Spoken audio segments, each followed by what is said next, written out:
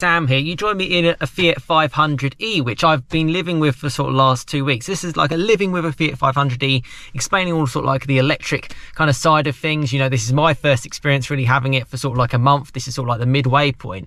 And yeah, just to tell you how I've kind of got on, particularly with like all the charging and just what it's been like with kind of like an electric car. Now, when I say I've been taking a lot of notes and really have been kind of embracing this, I mean it. So, I mean, I'll show you it here and I'll basically break it down for you. Yeah, I've taken quite a few notes, to say the least. Now, this car, particularly the Fiat 500e, if I just turn her on, I'm on, as you can see, 442 miles. Now, that's another cool noise that the car does, actually. It just, yeah, it's quite friendly. It's like the whole electric kind of way. I got this car, if you're not familiar with kind of the first video, picking up the car thanks to Onto, who are basically an electric car subscription company. I've kind of described them in the past, and I'll leave yeah, a link in the description, just if you want to get more knowledge as well about EVs. So for me, I've done, what, 350 miles in this car in 2 weeks. So I picked this car up on the 14th of November. Today is the 28th of November. And yeah, I've really went full on with this one. I'm not going to lie. I'm used to driving my VW Golf R. You know, I've had it for nearly 6 years now. It's the thumbnail basically on the channel. And that's obviously a petrol powered car. And I've pretty much parked that up for the month just to go solid on this. And yeah, really embrace it, and it very much has had to work for me. You know, I've had to get into work. I work sort of like in West London. You know, it's got to have been able to do that. Meeting subscribers as well as part of what I do for my YouTube channel. It had to work for situations like that.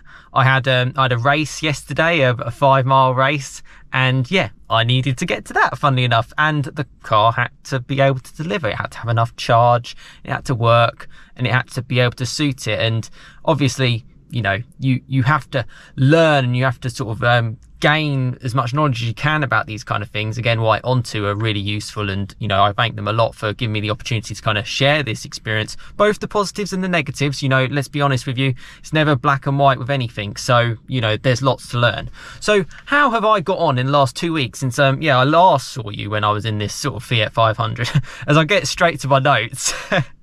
So first charge worked so well, so well. So it got dropped off with like 90% battery. This particular Fiat 500e, it's a city car.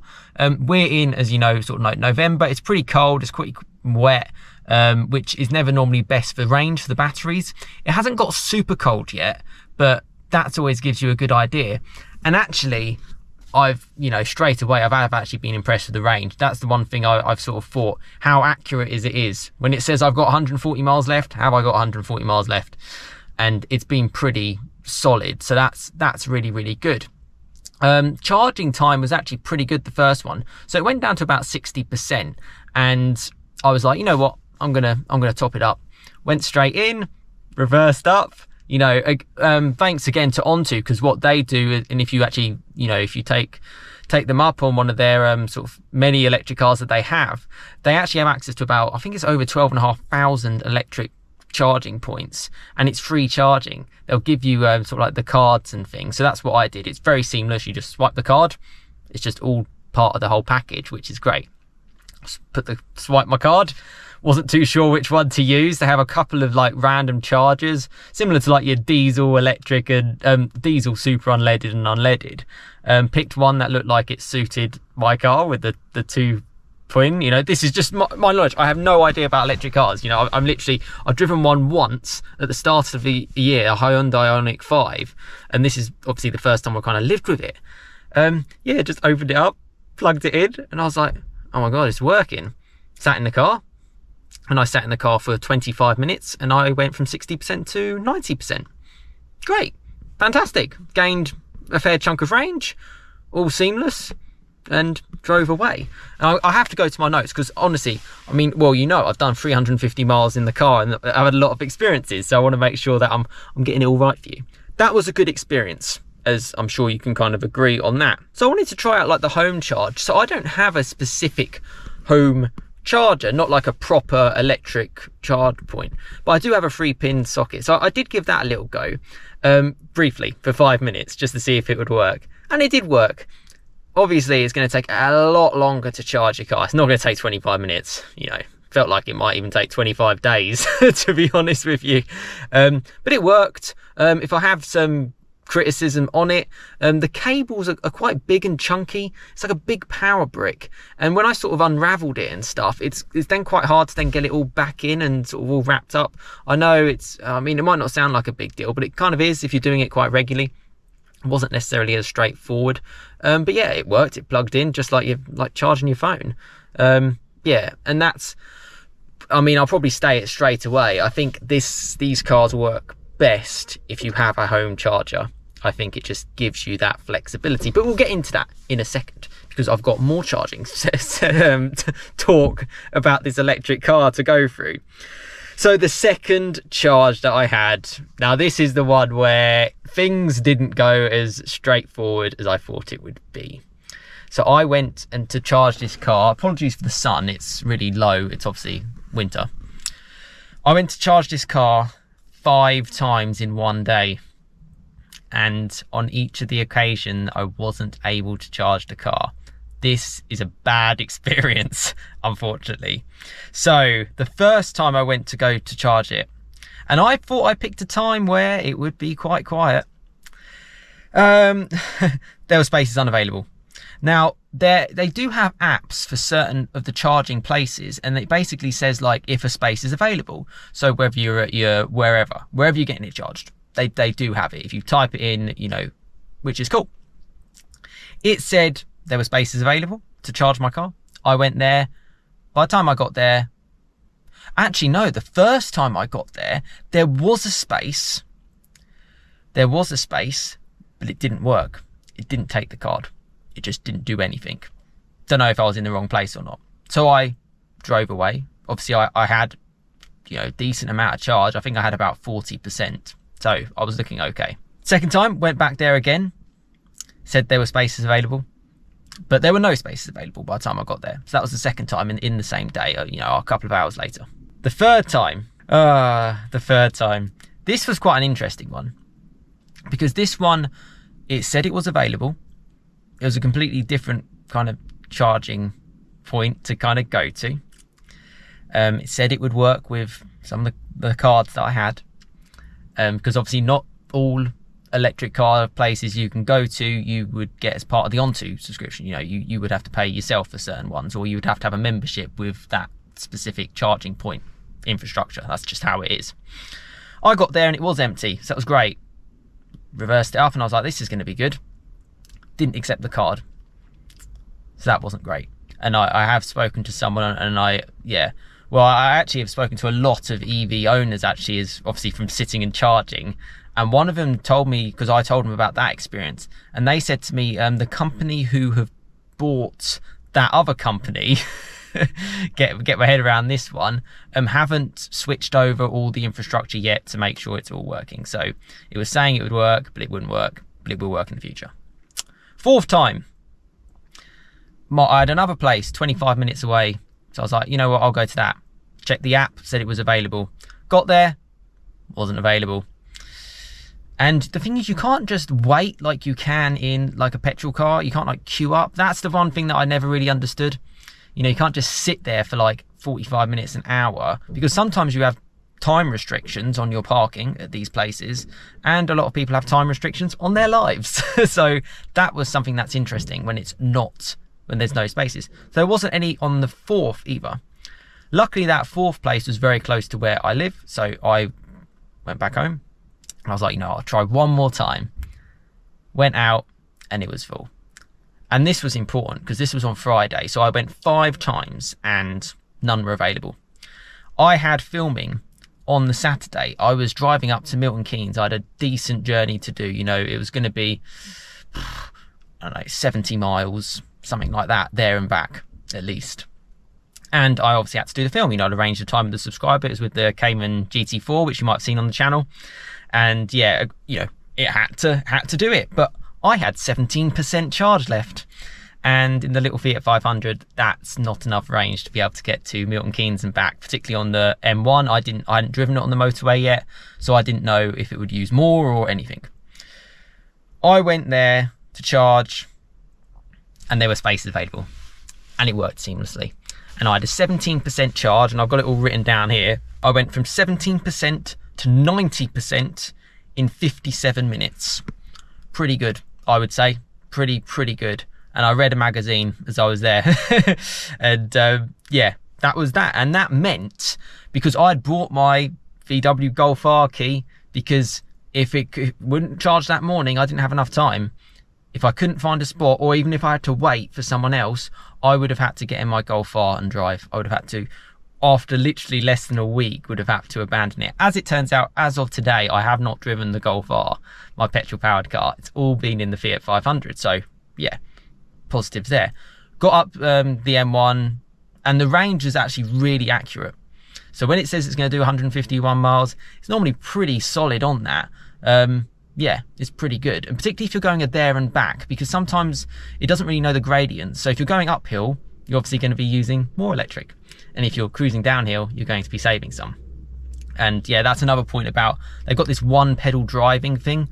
You've got normal mode and one pedal driving. And one pedal driving basically is like you only use the accelerator. And when you lift off the accelerator, it will brake hard and it gives you maximum recharge. I used that for about the first day, and I flicked it back into normal to make it just like a normal car, you know, accelerator to go forward, brake to stop. And I much prefer that. And I haven't changed it since in the 2 weeks. That was my experience on one pedal driving. So that was that day. So the third major charge after I had that day, unfortunately, again, the first time I went there was space unavailable. And I actually spoke to an Onto owner, funnily and completely coincidentally, because I'm quite the person who'll just chat with everyone. And basically I pulled up and parked next to the two cars who were using the 2 spaces to charge. And I sort of, yeah, I was waiting, and I was like, oh, you know what, you can see basically how long their charge is. And they were like 83% charged. So I was like, well, I can wait 15, 20 minutes, it's fine. And someone else across from me came across the road and just said, I've been waiting here for like, half an hour, and I'd only just turned up, so I'm kind of next in line. Because it's hard, there's no queuing system when you're charging for electric cars. And I was like, no problem, no worries, I'm easy. And I had a chat with him, and I sort of said, how you find the electric experience, all that kind of stuff, to get some knowledge. And he actually said he used Onto, which was incredible. And I hope he comments, because I did give him the name to the channel. And so if you are watching this and you've got this far into the video, please do comment and share your experience, because you've been with them for 1.5 years, so you know them really, really well. And he did share positives and negatives as well. Feedback, which I will send to Onto, actually, to be fair, because I think, I think it's important to improve the service, but also to say some of the positives as well. So that's great. And yeah, I suppose a bit of feedback from people that I spoke to was actually quite good. And yeah, that was really interesting, actually. So multiple owners had mentioned to me the difficulties with the infrastructure if you do not have the ability to charge fast from home. We're at the early adoption phase. This is unique.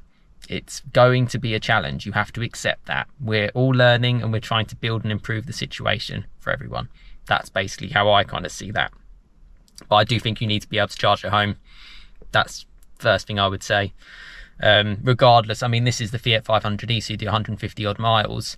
If you've got the bigger car, say like Onto offer, say like the ID4, the ID3, or even like the Q4, and they'll have bigger batteries and bigger range. But I feel my point still stands on that one. That's just from where I'm at the 2 weeks.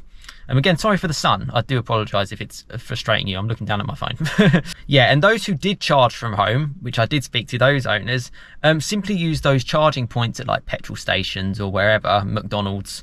It was just like little top-ups. Like 20 minutes, get some food, get some snacks, do some shopping.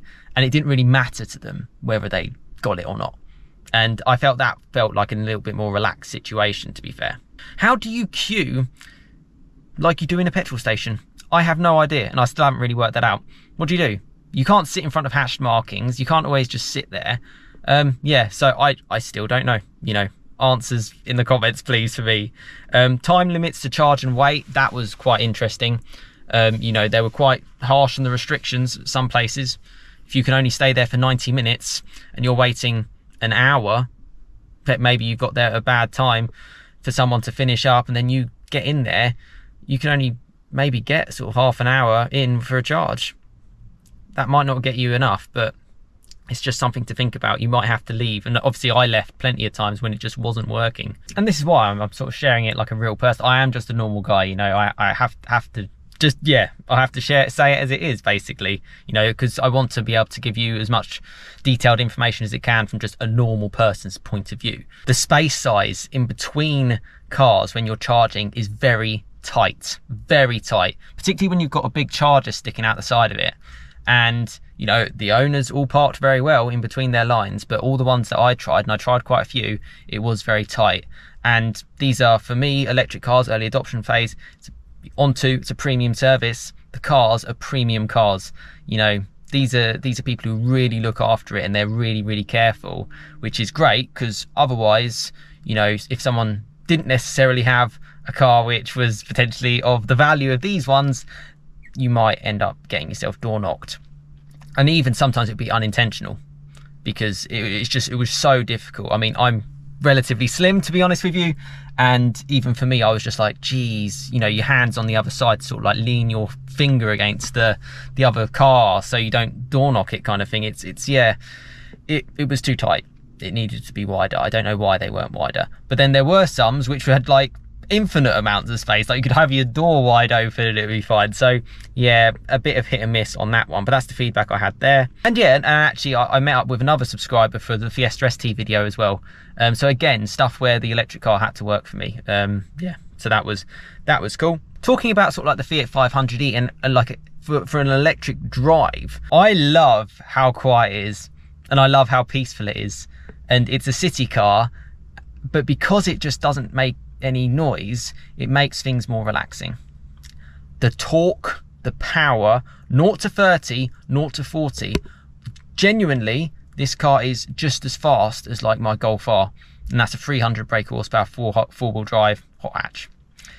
It's quick. Above that, it does run out of puff a little bit, but it's not bad. You can live with this every day. I think they quote 0 to 60 9 seconds. And I found in the 350 miles I've done, I've never felt like I've been wanting for more speed. And I think that's just due to the electric torque. Another benefit of the whole electric kind of side of things is the battery. Because it's quite low down, you actually get quite a good drive because of the center of gravity. The car being a city car actually adds a little bit more weight because it has a battery, which actually makes the drive more relaxing when you're on the motorway, because it feels a bit more of a planted car. It doesn't feel like you're going to get blown around like you would in just another city car.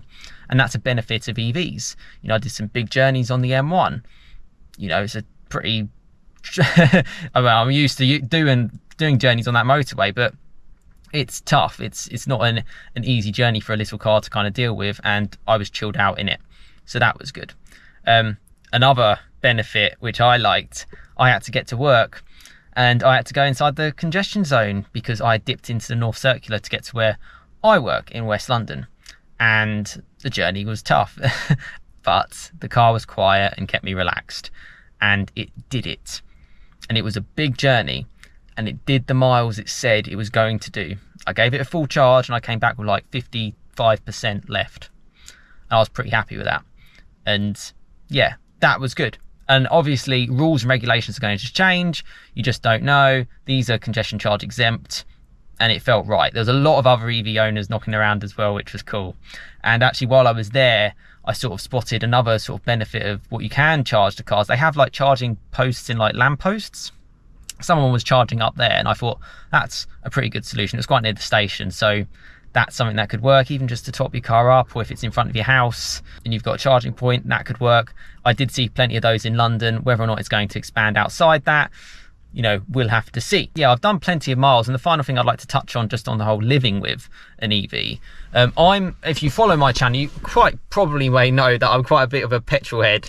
Yeah, the last video on my channel would have been on a Lamborghini Urus, so that gives you an idea. Then it was Fiesta STs, Porsche Caymans, so you know, yeah, you get the idea. I have heard that they're going to release sort of like a Fiat 500e a bath to make things a bit more fun. I have found this car fun, which is something I didn't think I would for an electric, and that's a big important part for me. But at the same time, there is no denying that these cars are best for just normal people. And they work, and they make so much sense.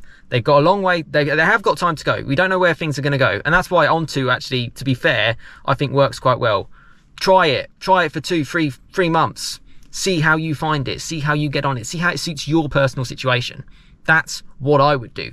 Life is an experience. Experience it. The early adoption phase, of course, things aren't going to be right. You have to be open-minded about it.